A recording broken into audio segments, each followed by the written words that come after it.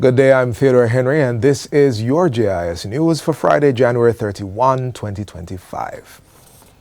Minister of Industry, Investment and Commerce, Senator Aubin Hill, is encouraging banks to lower their interest rates in line with the reduction in rates by the Bank of Jamaica, BOJ.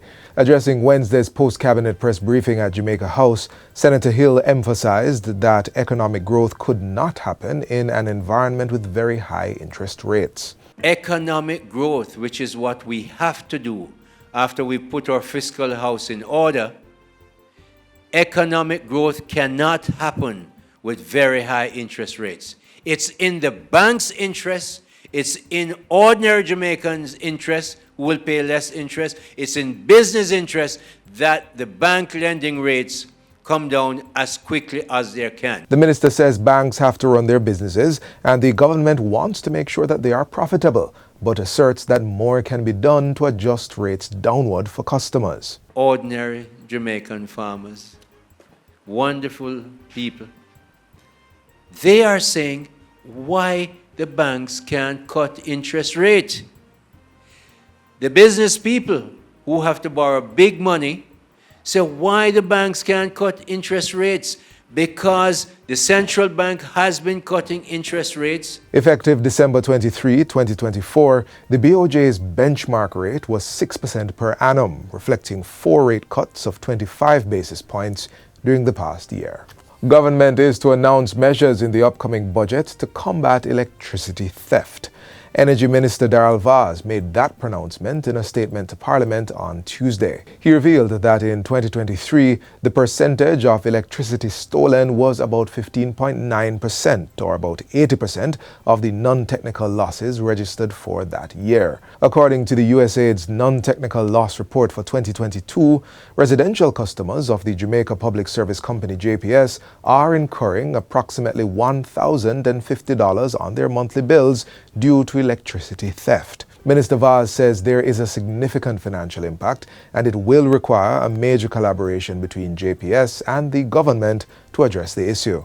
It is going to take a significant collaboration between JPS and the government of Jamaica. It is going to require, and I've said it here before, many millions, if not billions of dollars to really make it affordable to be able to get those who are not on the grid, and most importantly, to be able to stay on the grid.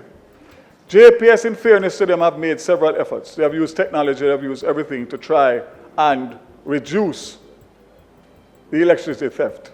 The Energy Minister also gave an update on explorations for oil and gas offshore Jamaica while answering questions in the House of Representatives Tuesday. The ministry has a specialized oil and gas production sharing agreement, PSA, that allows United Oil and Gas plc of Ireland to exclusively explore for the commodity offshore Jamaica. Minister Vaz reveals that the company has spent just over $39.3 million or 6.3 billion Jamaican dollars on this project over 10 years. He says an aggressive work program was put forward in January 2024 that will significantly de-risk identified oil and gas prospects off Jamaica's south coast.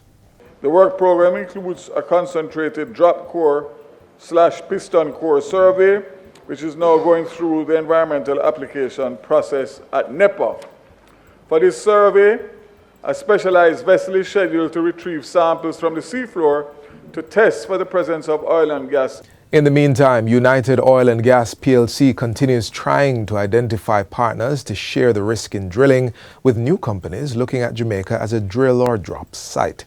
The decision is due in January 2026 and the production sharing agreement expires on January 17, 2026. United Oil and Gas have been looking for partners to raise the necessary capital to be able to go to the next steps, which has been a challenge, especially coming on the heels of COVID. The Ministry of Health and Wellness will be implementing several key strategies to enhance the effectiveness of its Know Your Numbers initiative. Portfolio Minister Dr. Christopher Tufton told Parliament on Tuesday that the changes would be done based on the ministry's assessment of the program, as well as feedback received from participants.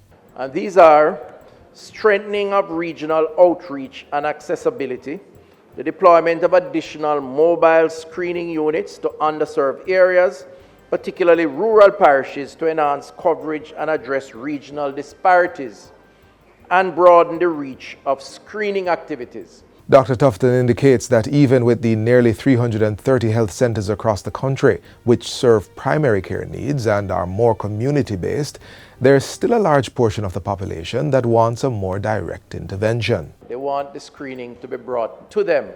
And indeed, it's a trend now. So the concept of mobile clinics, where you go into communities, you create a buzz of activity, and you essentially intervene with screening where people are in their natural setting, is becoming more the norm than the exception. And from a policy perspective, it gives rise to greater investments in mobile screening. Other improvements will include developing regional-specific health education campaigns, targeting high-risk populations with a focus on blood pressure, BMI, and non-communicable disease risk factors. The referral and follow-up systems will also be strengthened to ensure timely linkages to care for individuals with abnormal results from the checks done at Know Your Numbers events.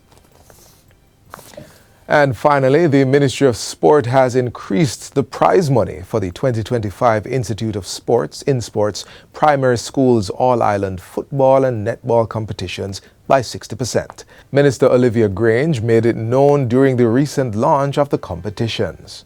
And as a policy, the same prize money that football gets is the same prize money that netball gets. We're talking about equal rights and justice here, right? The prize money for first place has moved from $200,000 to $300,000. Second place is now getting $200,000, up from $125,000. The third place prize money has doubled from $75,000 to $150,000, and fourth place increases from $50,000 to $100,000. The winning coaches have not been left out, as their prize money moves from $10,000 to $20,000. So the total prize money for this year's competition is $1,140,000, an increase of 60%. Each discipline, so football, your total prize money will be $770,000, and the same thing for netball, and this will be in addition to your trophies. And that's it for JIS News today. I'm Theodore Henry. Thanks for watching.